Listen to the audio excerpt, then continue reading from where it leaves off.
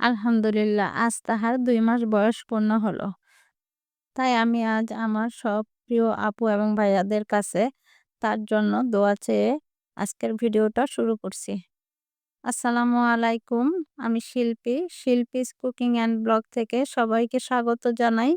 কাছে দূরে যে যেখান থেকে আমার ভিডিওটি দেখছেন আশা করি ভালো আছেন। আলহামদুলিল্লাহ আপনাদের দোয়া এবং আল্লাহর অশেষ রহমতে আমি আগের থেকে অনেকটা ভালো আছি এবং আমার যে ভালোবাসার মানুষটার কথা বলেছিলাম, আমার অনেক প্রিয় আপুরাই জানেন আসলে আমি কার কথা বলেছি। সেও অনেক ভালো আছে। তো আপনারা ভিডিওর শুরুতেই দেখছেন যে আমি কোথাও যাচ্ছি। আমি আমাদের অফিসে যাচ্ছি। আপনাদের ভাইয়া গ্রামের বাড়ি গেছে মানে আমার হাসব্যান্ড। তো আগে দেখা যেত যে উনি যখন আরকি অফিসে থাকতেন না মানে অফিসের বাহিরে বা ঢাকার বাহিরে যেতেন। দেখা গেছে কখনো আ ব্যবসার কাজে ইনি দেশের বাহিরে যেতেন কিংবা গ্রামে যেতেন। তখন আমি দেখাশোনা করতাম উনার অ্যাবসেন্স এ। কিন্তু গত ২ মাস আমি আসলে অফিসে যেতে পারি না। না যাওয়ার কারণ হয়তো অনেকেই জানবেন। এই যে আমার রোজাইন সাহেব উনার জন্মের পরে আমি আর আসলে অফিসে যেতে পারি না। কারণ উনাকে সময় দিতে হয় বাসায়। আর তাছাড়া আমিও অনেকদিন অসুস্থ ছিলাম প্রায় ১ মাসের মতো। তো এজন্য আর অফিসে আরকি যাওয়া হয় না। তো এখন যেহেতু উনি গ্রামে গেছে তো আর অফিসেরও একটা খরচ আছে। এজন্য আমি আর আমার মেয়ে আরকি অফিসে গিয়ে অফিসের খরচটাও দিয়ে আসলাম। আর আমি যদিও অফিসের ভিতর যেতে পারি না কারণ অসুস্থতার কারণে আমি সিঁড়ি বেয়ে উপরে উঠতে পারিনি। তো আমার মেয়েকে পাঠিয়েছিলাম আরকি। আমি অটোতেই বসা ছিলাম।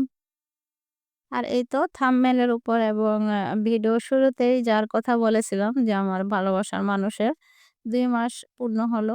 এই আমার ভালোবাসার মানুষ তার আরকি ডিসেম্বরের ৩ তারিখ ২ মাস পূর্ণ হলো। এই যে তার ২ মাস পূর্ণ হলো সেই খুশিতে একটা কেক কেটে তার কিছু স্মৃতি আমরা আমাদের মধ্যে রেখে দিলাম। আসলে ইচ্ছে ছিল প্রতি মাসেই তার কেক কাটবো। তার কিছু স্মৃতি আমরা প্রতি মাসেই রেখে দেব। তো ১ম মাসটাতে তো আমি খুব বেশি অসুস্থ ছিলাম। তাই আরকি কিছুই করতে পারিনি। ভয়েস দিচ্ছি। এখনো সে আমার কোলে। আসলে তাকে কোলে নিয়ে আমি ভয়েস দিচ্ছি। একটু শোয়াচ্ছি, তারপরে খেলা করছে, তারপর আবার নড়াচড়া করছে। আমি জানি না ভয়েসের মধ্যে তার শব্দ শোনা যাচ্ছে কিনা, আপনারা শুনতে পান কিনা? তো আমি ভয়েসটা দিচ্ছি আসলে এখন সন্ধ্যার পরে। আর তাকে ঘুম পাড়িয়েই ভয়েসটা দেওয়ার চেষ্টা করেছিলাম। কিন্তু না, সে বেশিক্ষণ থাকেনি। কারণ হচ্ছে সে দুপুরে ঘুমিয়েছে। আর সে যখন দিনের বেলা ঘুমিয়েছে তখন আমি আমার কাজগুলো করে নিয়েছি। রান্না-বান্না অন্যান্য কাজগুলো করে নিয়েছি ফাঁকে। কারণ হচ্ছে যে আমি যেহেতু অসুস্থ আসলে খুব দ্রুত দৌড়িয়ে যে কাজ করব সেটাও পারি না। আর সে খুব একটা বেশি সময় ঘুমায় না। ফাঁকে সেও ঘুমায়, আমিও কাজ করি। এভাবেই করতে হয় আরকি। দুজনকে মানিয়ে গুছিয়ে চলি। আর যেহেতু ওর মা হচ্ছে বাসায় থাকে না, ভার্সিটি চলে যায়। তার ক্লাস আছে, ক্লাস থাকে। আর তাছাড়া তার পরীক্ষাও চলতেছে এই আরকি। আমি আমার প্রিয় আপুদের উদ্দেশ্যে বলছি, অধিকাংশ সময়ই কিন্তু আমি আমার এই রোজান সাহেবকে কোলে নিয়েই আমার প্রিয় আপুদের ভিডিওগুলো দেখি। তো সেক্ষেত্রে দেখা যায় যে একটু বড় করে সুন্দর করে গুছিয়ে কমেন্ট করতে পারি না। কারণ হচ্ছে যে আমি ভিডিওটা ছেড়ে সামনে রেখে দিলেও যখন কমেন্ট করতে যাই, কারণ তখন তার একটু সমস্যা হয়। কারণ সে তো আমার কোলে থাকে। তখন কান্নাকাটি শুরু করে দেয় আমি মোবাইল টিপতে গেলে। তো এইজন্য তখন দেখা যায় যে খুব ছোট করে একটা আমি কমেন্ট করে দেই আরকি। তো এই বিশ্বাসটুকু রাখবেন আমি যার ভিডিওই দেখি সম্পূর্ণ ওয়াচ করে তারপরেই আমি বের হই। আমি কখনো কাউকে মানে ঠকাই না বলতে আমি মনে করি কাউকে ঠকানো মানে নিজেকে ঠকানো। কারণ আমার আল্লাহর কাছে জবাব দিতে হবে। আর এই যে এখন যে ইলিশ মাছ দেখছেন আরকি, ইলিশ মাছ ভেজে নিলাম। আর ইলিশ মাছগুলো এনেছে হচ্ছে চাঁদপুর থেকে। এই যে বলেছিলাম আপনাদের ভাইয়া গ্রামের বাড়ি গেছে। তো আমাদের বাড়ি যেহেতু চাঁদপুর, আর চাঁদপুরের ইলিশের প্রতি তো সবারই একটা নেশা থাকে। তো বাড়ি যাওয়ার আগেই আমার ছোট বোনরা আরকি আমার হাসব্যান্ড বলে রেখেছিল ইলিশ মাছ কিনে রেখে দেওয়ার জন্য।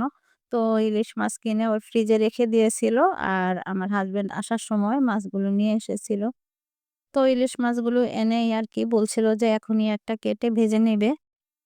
আর এই ইলিশ মাছগুলো দেখে আমার বড় মেয়ে তো খুব খুশি। আ কারণ আমার বড় মেয়ে ইলিশ মাছ খুবই পছন্দ করে। ছোটটা খুব একটা পছন্দ করে না। তবে ছোটটা মাছের ডিমটা খুব পছন্দ করে। আর মাছগুলো যেহেতু আগেই কিনে ফ্রিজে রেখে দেওয়া হয়েছিল, তাই মাছগুলো একদমই টাটকা ছিল।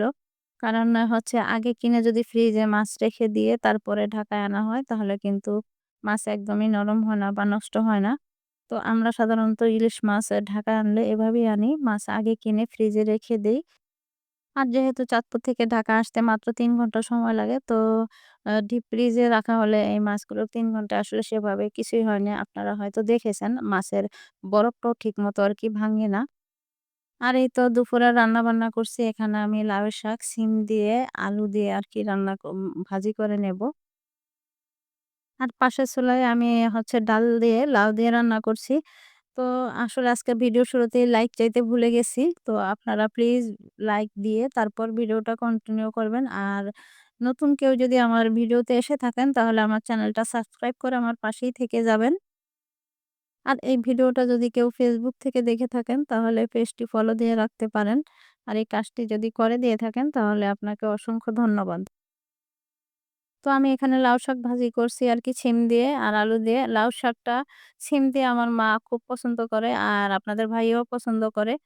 আমার কাছে এই যে আবার এরকম আলু ছোট টুকরা করে দিয়ে ভাজি করলে ভালো লাগে। তাই আমি মাঝারি সাইজের একটা আলুও দিয়ে দিয়েছি। কারণ আমি শাকের মধ্যে লাউ শাকটা খুব বেশি পছন্দ করি। লাউ শাক আর কলই শাক। আমি ওখানে ডালের মধ্যে লাউটা দিয়ে সব রকমের মসলা দিয়ে তারপর হচ্ছে এখানে শাকটাও ফোড়ন দিয়ে নিলাম। আমি শাকের মধ্যে শুকনো মরিচের ফোড়ন দিয়েছি। আমার কাছে লাউ শাকের মধ্যে শুকনো মরিচের ফোড়ন দিলে ভালো লাগে। আর আসলে কি বলবো, আমি অসুস্থ থাকার কারণে যেকোনো কাটাকাটি আরকি করতে অনেকটা কষ্ট হয়। যেহেতু আমি মড়ার নিচেও বসে থাকতে পারি না। আবার দেখা যায় যে বেশিক্ষণ দাঁড়িয়েও থাকতে পারি না। তখন আবার পা ব্যথা করে। নিচে বসলেও পায়ে চাপ পড়ে, অনেক ব্যথা করে আরকি। তো এজন্য আমার আসলে এই কাজগুলো অনেকটা কষ্ট হয়ে যায়। আর হাতের ব্যালেন্সও ধরে রাখতে পারি না কাটাকাটির সময়, যে সবজি কাটার যে একটা ব্যালেন্স সুন্দর ওটা হয় না। একেকটা পিস একেক রকমের সাইজে হয়ে যায় আরকি। এরকম অবস্থা এখন। যাই হোক, এখানে আমার ডাল দিয়ে লাউ রান্না হয়ে গেছে। আমি এখানে ফোড়নও দিয়ে নিয়েছি। আর পাশেই দেখেন আমি আরেকটু লাউ কেটে তারপর হচ্ছে তেলে ভেজে রেখেছি। আর এটা হচ্ছে আমি পাক করব মুরগির মাংস দিয়ে। আর মুরগির মাংসটা আমার বাসায় বেশিরভাগ সময়ই দেখবেন যে রান্না করি। কারণ আমার ছোট মেয়ে মুরগির মাংস ছাড়া আ ভাত খেতে চায় না। তো ওর জন্যই আসলে মুরগির মাংসটা বেশিরভাগ সময় রান্না করা হয়। মাঝে ২-১ দিন বাদে ওর জন্য প্রতিদিনই দেখা যায় যে মুরগি রান্না করতে হয় আমার।